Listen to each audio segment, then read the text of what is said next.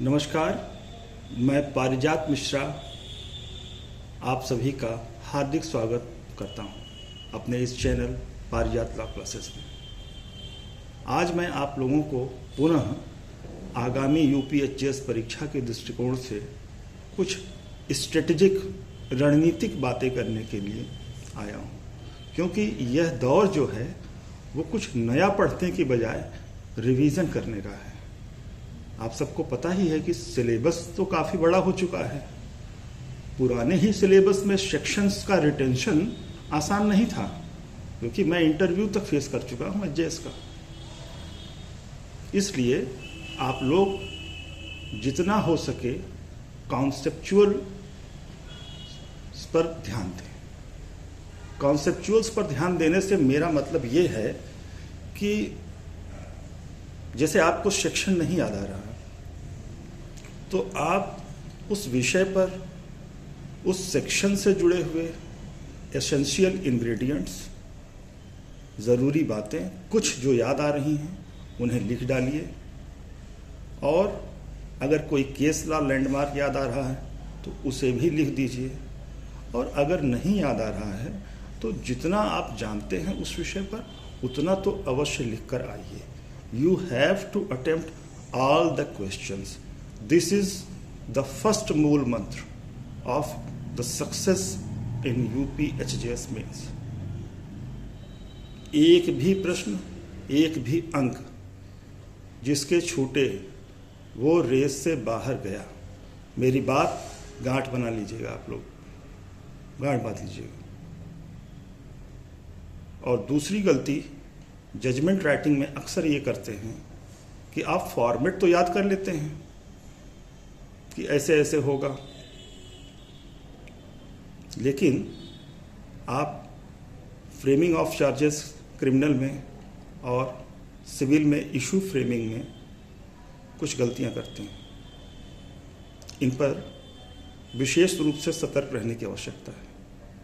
और सबसे important part अगर सिविल में देखें तो रिलीफ क्या मांगी है आपने,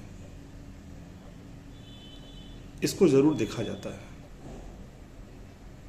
आपने ऑर्डर क्या लिखा है ये जरूर देखा जाता है।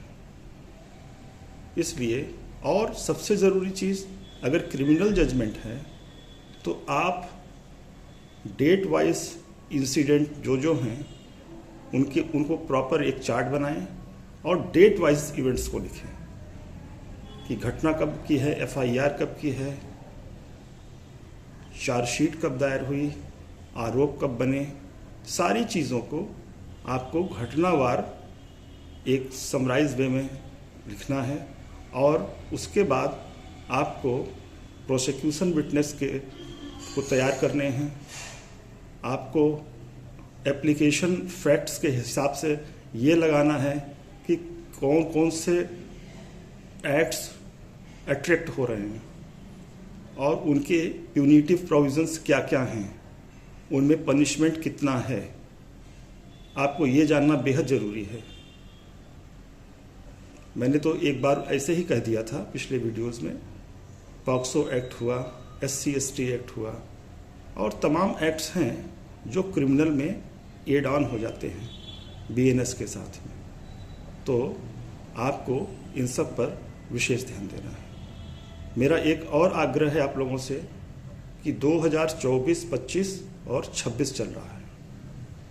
इन तीनों वर्षों के at least SCC supreme court cases पर जाकर लीडिंग केसेस देख लें, उससे आपको काफ़ी मदद मिलेगी।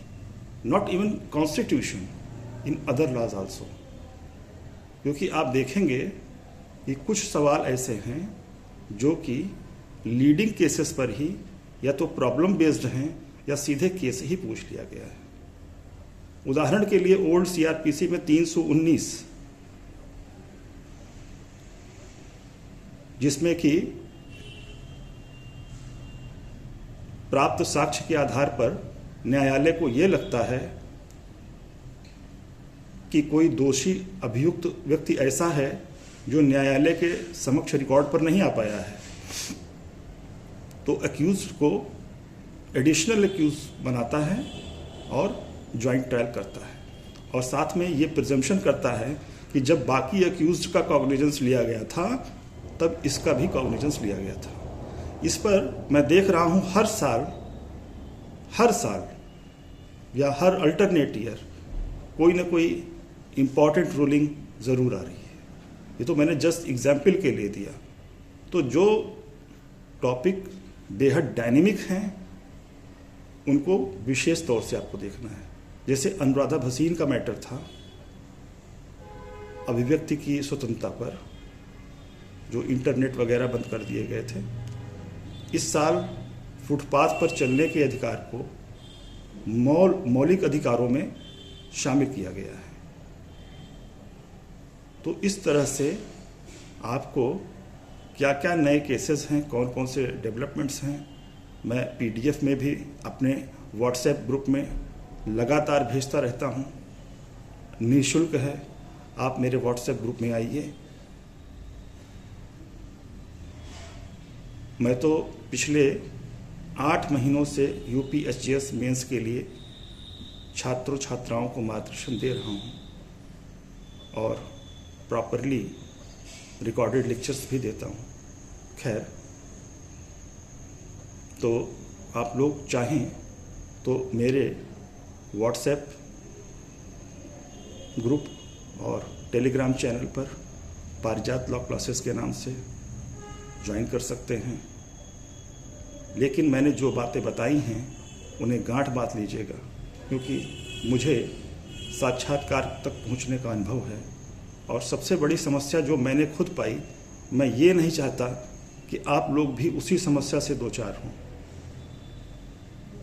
मुझे हालांकि कहना नहीं चाहिए इस प्लेटफॉर्म पर, लेकिन आज मैं कह रहा हूं कि एचजेएस में, यूपी एचजेएस में मैंने ज़्यादातर लोगों को ये पाया, इवन जो इंटरव्यू भी दिए थे, लोग बताना नहीं चाहते। इसमें कैसे आंसर राइटिंग मेंस में किया जाए, क्या स्ट्रेटजी होनी चाहिए, लोग ईमानदारी से नहीं बताते। तो मैंने बड़े संघर्ष करके जिन चीज़ों को जाना है उनको आज आप लोगों के सामने परस दे रहा हूँ। बस बदले में मुझे चाहिए तो रिज़ल्ट, और वो मेरी आपसे हमेशा आशा रहेगी। तो ठीक है, आज के लिए काम की बातें मैंने बता दिया। आप लोग अपनी तैयारी युद्ध स्तर पर जारी रखिए, क्योंकि एचजेएस की तैयारी करने वाला एक छात्र नहीं, एक योद्धा होता है। आप एक योद्धा हैं, आप लड़िए, बहादुरी से लड़िए। जो मैंने कहा है उस पर ध्यान दीजिएगा। मेरा संपर्क है 8840402346, जिस पर आप कभी भी संपर्क कर सकते हैं। आपके लिए मैं 2-4-5 मिनट निकालने में बिल्कुल गुरेज नहीं करूँगा। इसलिए आप लोग जैसा कि मैंने बताया अकॉर्डिंगली आप लोग करिए और लाभ उठाइए। बहुत बहुत धन्यवाद, बहुत बहुत धन्यवाद। नमस्कार।